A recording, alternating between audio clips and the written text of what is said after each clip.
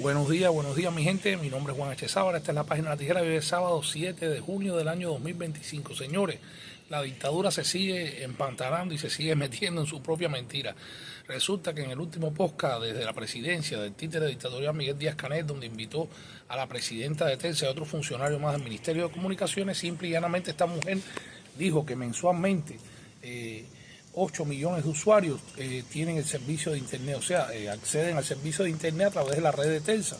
que eso les está trayendo un problema. Pero mire, esos 8 millones, por 1.000 pesos como mínimo que pongan las personas para recargar su servicio celular, lo estoy poniendo como mínimo, hay personas que gastan muchísimo más. Para recargar su celular mensualmente, para poder tener servicio de internet, estamos hablando de 8.000 millones de pesos. 8.000 millones de pesos que si lo divides entre 360 pesos por cada dólar en el mercado informal, no en el mercado castrista, en el mercado informal estaríamos hablando de unos 22 millones 200 mil dólares mensuales que recibe Telsa nada más por el concepto de servicio celular. Esto es sin contar otros servicios que brinde Telsa. ¿A dónde va a parar tanto dinero, señores? Ese dinero, ¿en qué lo revierten? Que ahora mismo tienen déficit y no tienen liquidez para poder comprar el equipamiento y lo necesario para seguir manteniendo, según ellos, el servicio de internet. Y por eso es que acuden a ese paquetazo que ha sido la gota que ha colmado la copa ya de las necesidades y de las carencias del pueblo.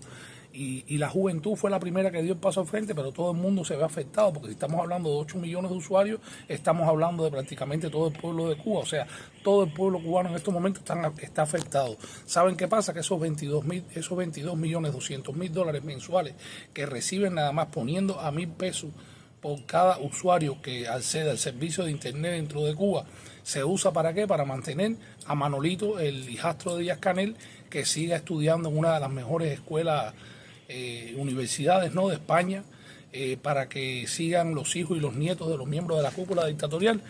disfrutando de los privilegios y los placeres y los gustos y las vacaciones que no pueden hacer la mayoría de esos mismos jóvenes que hoy están protestando y que merecen todo el apoyo del resto de los cubanos de aquí, de allá y de acullá, porque son los que están alzando la voz por todas las miserias y todas las necesidades. La cosa no es solamente el internet, la cosa es el hambre, la cosa es los apagones, el problema está en la falta de medicamentos, en la infraestructura del país que está colapsada y en una dictadura que no tiene la solución para los problemas. Señores, si ustedes entran a podcast desde la presidencia de Díaz-Canel, a todos los últimos podcasts que ha hecho,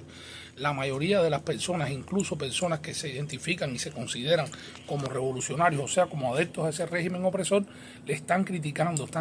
la dictadura, están criticando la figura del títere dictatorial, que es el que está dando la cara entre la cúpula militar castrista, por la ineficiencia, porque no hay respuesta, porque todo es justificaciones, todo es promesa y todo es mentira. Y de eso se ha basado el castrismo en estos 66 años, en la mentira, en el engaño, en tener entretenido un pueblo con un buchito de arroz, un poquito de frijoles, la cola del pan, todo por dosis, todo por drops, gotas, discúlpenme, todo dosificado para que el pueblo siga dependiendo de ese ente superior que es el régimen castrista, y para que lo sigan reprimiendo, para que lo sigan vigilando, para que lo sigan condenando a la miseria, al hambre y a todas las carencias y todas las desgracias en las que el régimen dictatorial tiene condenado al pueblo cubano. Pero el pueblo cubano tiene que tener un despertar, porque si no se despierta, va a llegar el momento en que no va a haber nada y ellos se van a largar en sus aviones y van a dejar ese pueblo desamparado, desprotegido, la economía colapsada como está allá y sin esperanzas y sin futuro, y tendrán que acudir entonces a la comunidad internacional para que sea el que resuelva todos los problemas de Cuba. Y los problemas de Cuba se resuelven bien fácil. El pueblo en la calle, el pueblo protestando, el pueblo exigiendo sus derechos, el pueblo mostrándole al régimen dictatorial que ya están cansados de la mentira, que ya la mentira ha sido develada y que la verdad se conoce. Y la verdad lo que hace es afectar al pueblo mientras los privilegian a ellos, a una casta de poder que lo que ha hecho toda la vida es vivir a costa del sacrificio, del sudor, de la mentira, exigiendo al pueblo cubano los mayores sacrificios para ellos poder seguir viviendo la vida de opulencia, la vida de privilegios, la vida de maravillas que nada tienen que ver con la vida del resto de los cubanos, de esos 8 millones de usuarios que mensualmente tienen que abonar a Telsa una cifra catastrófica por un servicio de internet de los más pésimos del mundo, y a pesar de eso le están exigiendo que paguen aún mucho más para seguirlos vigilando, para seguirlos censurando, para seguirle abusando, ¿no?, de este caso del cliente, ¿no?, porque es un cliente que le está dando un servicio, una empresa de telecomunicaciones, pero que al final detrás de esa empresa de telecomunicaciones lo que hay una pila de sanguijuelas con estrellas y con barras y con hierbas y con medallas y con un historial de represión, un historial de abuso, un historial en contra del pueblo cubano. Y simple y llanamente ya el pueblo está cansado, el pueblo tiene que llegar al punto de decir basta, hasta aquí hemos llegado y a partir de ahora esto tiene que desaparecer, porque el castrismo no es la solución, el castrismo es el problema para todos los males del pueblo cubano desde el 1 de enero de 1959. Ahora en horas de la mañana también me entero, ¿no?, de la penosa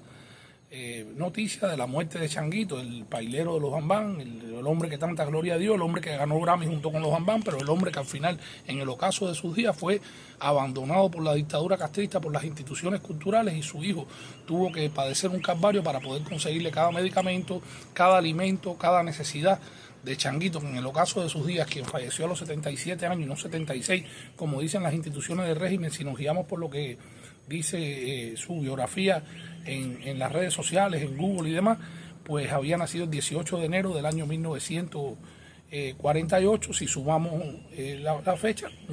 murió con 77 años, no como ha dicho el Instituto Cubano de la Música, el Ministerio de Cultura, los dirigentes del régimen dictatorial, que ahora se dan golpes de pecho y dicen que lo sienten y que en paz descansen. Hipocresía, lo único que esta dictadura se ha basado es en la mentira, en la hipocresía, en el desamparo de sus glorias,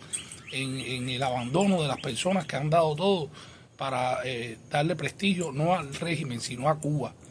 Pero el régimen se ha querido autotitular Cuba, se ha querido autotitular patria, y patria es ahora no pedestal, como dijo José Martí, se le sirve, no se utiliza a la patria para poder vivir de ella como sanguijuelas, como ha vivido el castrismo opresor en estos últimos años. En las últimas horas también ha estado circulando la noticia que yo considero, hasta que no sea confirmada por una fuente, aparte ya estoy viendo fotos y demás que puede que la estén desmintiendo, de que el general de Cuerpo de Ejército y ministro de las Fuerzas Armadas castristas, Álvaro López Miera, había abandonado el país rumbo a República Dominicana. Tal vez alguien lo vio, tal vez algún cubano que trabaja en uno de esos lugares ahí turísticos en Santo Domingo, vieron a Álvaro López Miera por allí, con su familia, con su séquito y con sus escoltas, pero simple y llanamente seguro que lo que estaba era vacacionando, porque todos ellos vacacionan fuera de Cuba. Todos ellos tienen el privilegio del que tienen castigado y el que tienen vetado al pueblo cubano. Ellos se van de vacaciones, sus hijos viven fuera, sus nietos también, se van de compras sus esposas a Europa, se van de compras a Cancún. Todos tienen una vida de maravilla, la vida de la que han privado al pueblo cubano desde el año 1959. Por eso seguimos alzando la voz en la tijera, por eso seguimos denunciando a testaferros mediáticos del castrismo, como es el caso de Pedro Jorge Velázquez, alias El Necio, que ha sido un vividor, otra sanguijuela más del castrismo, un miserable que por unas migajas, un diploma y uno que otro viaje le ha vendido su alma al diablo castrista, y entonces ahora está asustado porque lo estamos llamando. Yo mismo lo llamé de periodista a testaferro mediático, lo llamé para hablar con él, para que él me dé su punto de vista de por qué él ha tenido esa actitud servil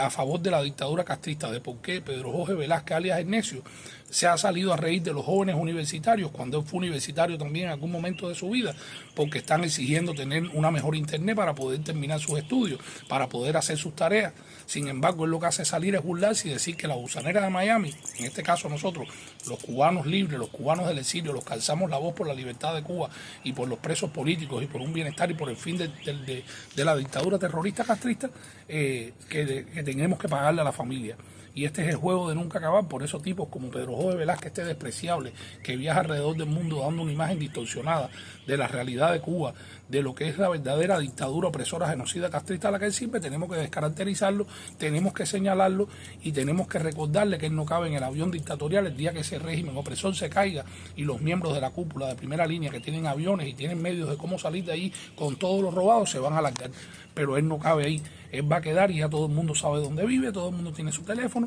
porque el mismo régimen es el que se encarga de descaracterizar y de sacar a la luz pública a esos testaferros para dejarlos de entretenimiento, mientras ellos recogen maletas y se largan, y están a punto de hacerlo. Ellos o cambian, que no lo van a hacer, o van a perecer. El pueblo cubano le va a pasar la cuenta al castrismo, porque como decía mi abuelo, no hay mal que dure 100 años, ni cuerpo que lo resista. También estuve viendo por ahí, después se lo voy a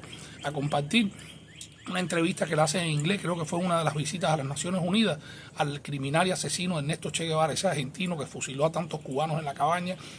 ese argentino que se embarró las manos de sangre de tantos cubanos y de tanta gente inocente, ese criminal que trató de propagar la ideología castrista alrededor de Latinoamérica y gracias a Dios fracasó en el intento porque los bolivianos no cayeron en su trampa y al final fue ajusticiado y fue ejecutado por sus crímenes de lesa humanidad el 7 de octubre del año 1967. Pues ese criminal de Che Guevara tratando de intimidar a los periodistas estadounidenses que lo estaban entrevistando para justificar que sus crímenes, para justificar los horrores del castrismo desde ese inicio, desde esa inicial mal llamada revolución a la que él sirvió y de la que también se aprovechó y se valió no solamente él, sus hijos, sus nietos, su viuda, todos han vivido a costa del pueblo cubano. Por eso tenemos que seguir alzando nuestra voz, tenemos que seguir denunciándolo, tenemos que seguir mostrándole al mundo la realidad de lo que acontece en Cuba y lo vamos a hacer con la inmediatez